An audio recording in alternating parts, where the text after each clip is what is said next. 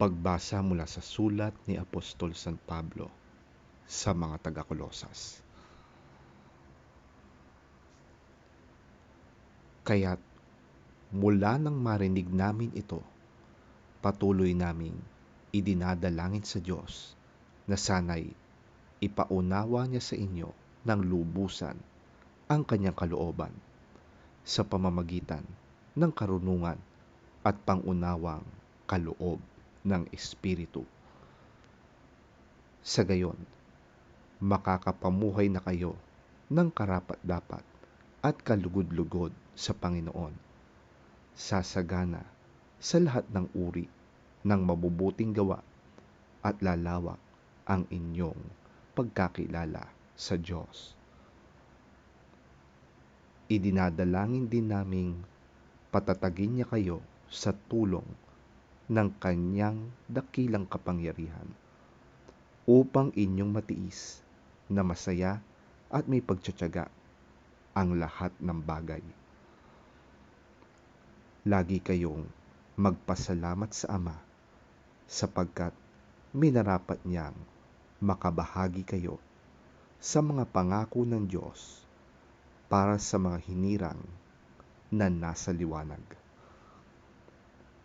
Iniligtas niya tayo sa kapangyarihan ng kadiliman at inilipat sa kaharian ng kanyang minamahal na anak na nagpalaya at nagdulot sa atin ng kapatawaran sa ating mga kasalanan.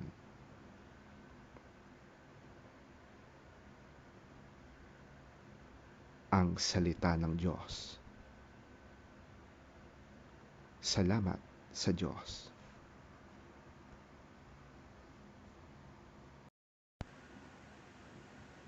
Ang mabuting balita ng Panginoon ayon kay San Lucas. Papuri sa iyo, Panginoon.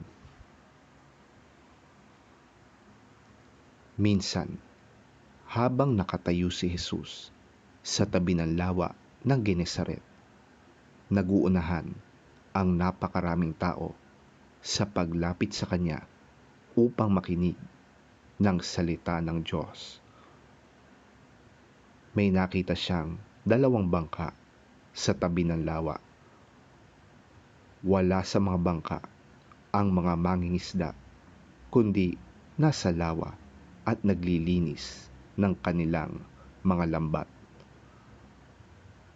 Sumakay siya sa isa sa mga bangka at hiniling kay Simon na may-ari ng bangka na ilayo ito ng kaunti.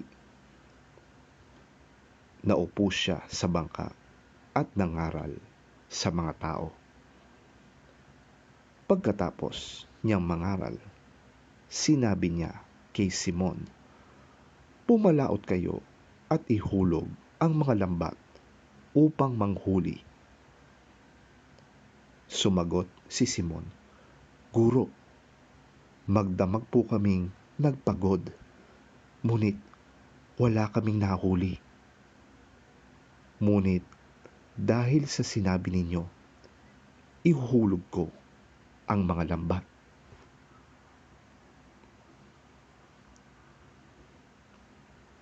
Ganoon nga ang ginawa nila at nakahuli sila ng maraming isda, kaya't halos mapunit ang kanilang mga lambat. Kinawayan nila ang kanilang mga kasamahang nasa kabilang bangka upang magpatulong. Lumapit naman ang mga ito at napuno nila ang 2 bangka. Ano pat halos lumubog ang mga ito. Nang makita yon ni Simon Pedro, siya'y lumuhod sa harap ni Jesus at nagsabi, "Layuan po ninyo ako, Panginoon, sapagkat ako'y isang makasalanan."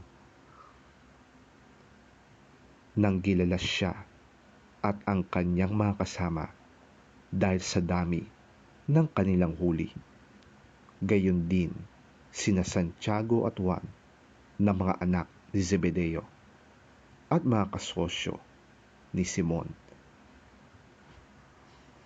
Sinabi ni Jesus kay Simon, "Huwag ka nang matakot.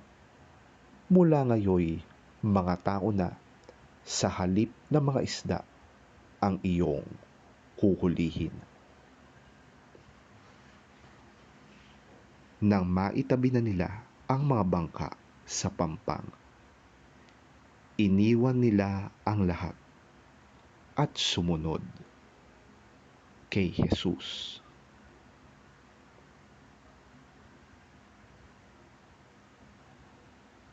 Ang mabuting balita ng ating Panginoon.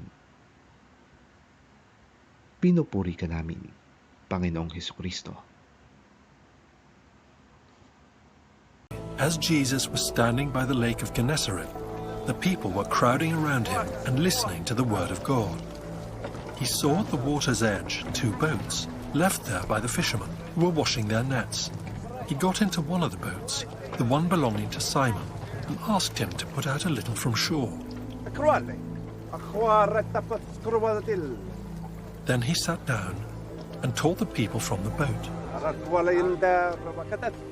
When he had finished speaking, he said to Simon, "Put out into deep water and let down the nets for a catch." Simon answered, "Master, we've worked hard all night and haven't caught anything. But because you say so, I will let down the nets." When they had done so, they caught such a large number of fish that their nets began to break. So they signaled their partners in the other boat to come and help them, and they came and filled both boats so full that they began to sink. When Simon Peter saw this, he fell at Jesus' knees and said, "Go away from me, Lord. I am a sinful man." For he and all his companions were astonished at the catch of fish they had taken, and so were James and John, the sons of Zebedee, Simon's partners. Then Jesus said to Simon, "Don't be afraid. From now on, you will fish for people." So they pulled their boats up on shore, left everything, and followed him.